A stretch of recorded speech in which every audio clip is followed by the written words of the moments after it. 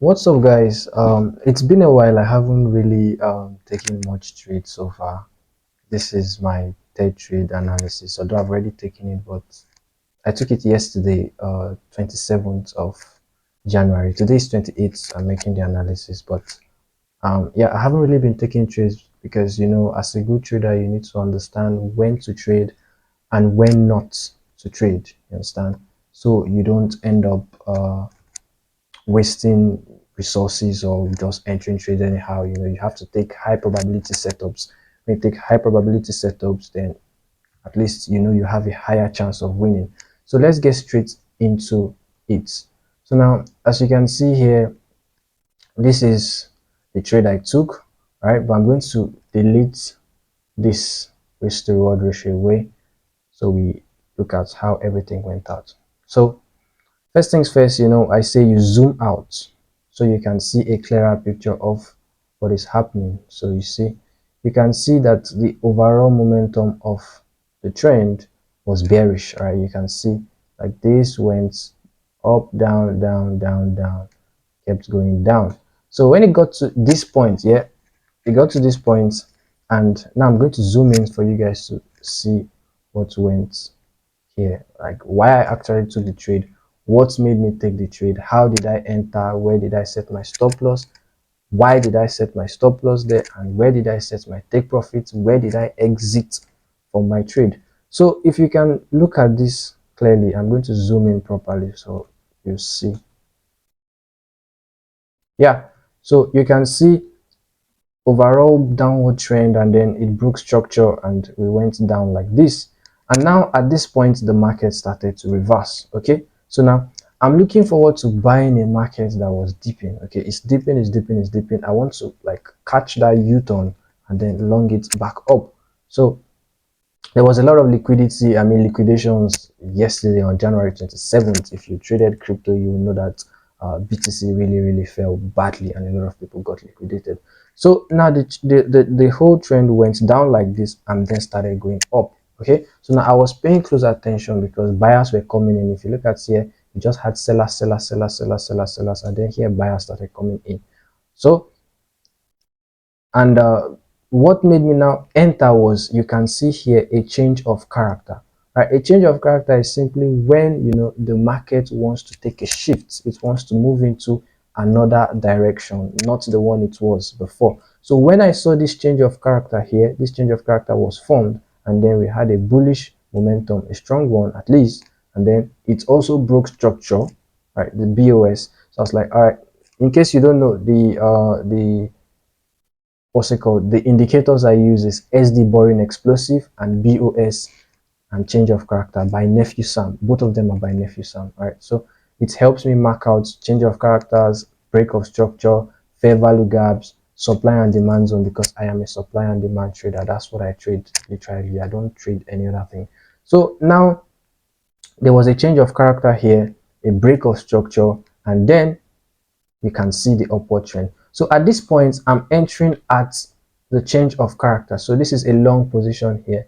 You place it like this, and then I set my stop loss at the liquidity. That's why you see there's an alert there. I do set my alert so it triggers in case I hit my stop loss. You just want to set and forget.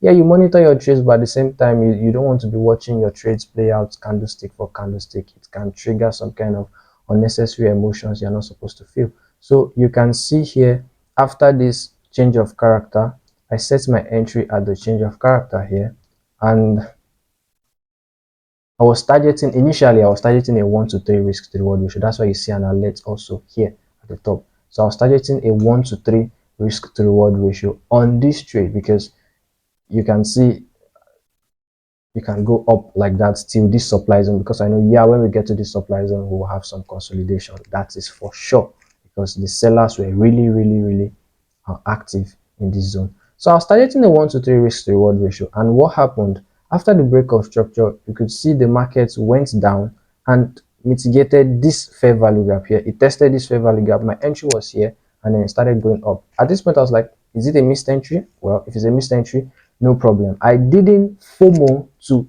try and catch this, because if I do that, you just know I'm going to like be increasing my stop loss size, and then reducing my risk to reward ratio on the trade as a whole. So what I did is I just waited, and then the market, lucky for me, went back again into my entry. Right, when it got into my entry, triggered my entry, I was in a drawdown for some hours.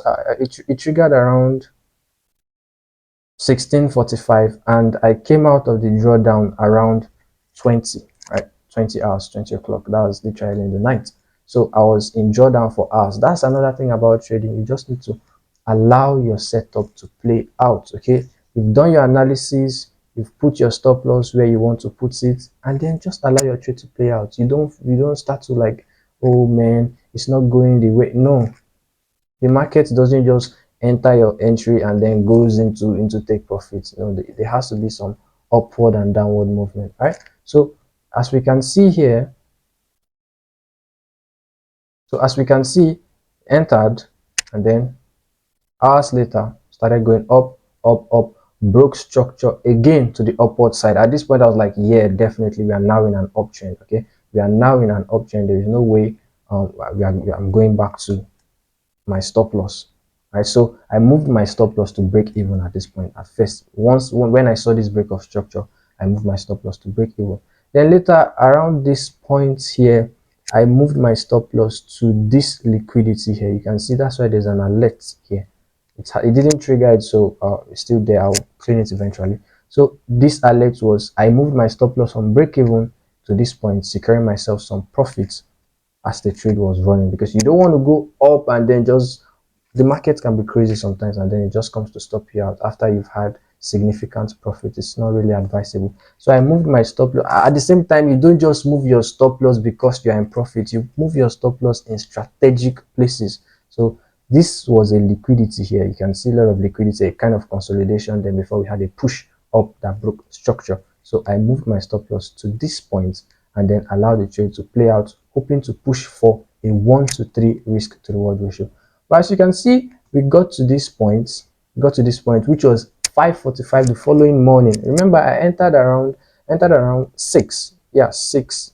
I entered around 6 in the evening, and I held the trade until the following day. This was like 5 in the morning, and then at this point it started retracing and retracing. When I started seeing supply zones, because my indicators maxed out supply zone, from when I saw one supply zone, the second supply zone, I was like, nah, okay, nah, I'm out. I need to cut my loss. So I ended up coming out around something like this, which was like a 1 to 2 risk to reward ratio, and I came out at this point. So literally a very beautiful trade. Yeah, I was hoping to make more money from it by pushing for 1 to 3, but hey, you can't complain. You take what the market gives you.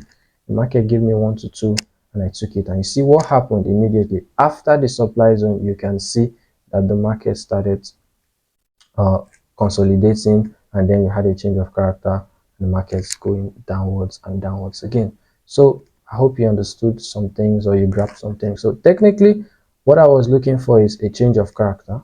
After the whole downward move, there was a change of character, which signified that okay, the market wants to shift trend from a bearish to the bullish now. So I entered at the change of character, set my stop loss at the liquidity formed, and then targeting a 1 to 3, but I ended up coming out at a 1 to 2.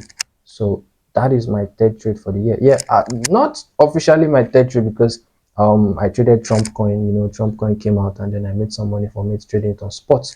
But yeah, on futures, this is officially my third trade. I took some testing trades and all, and some testing strategies, but official trade, this is my third trade, and it's played into absolute perfection. So I'll see you guys in the next one. Cheers.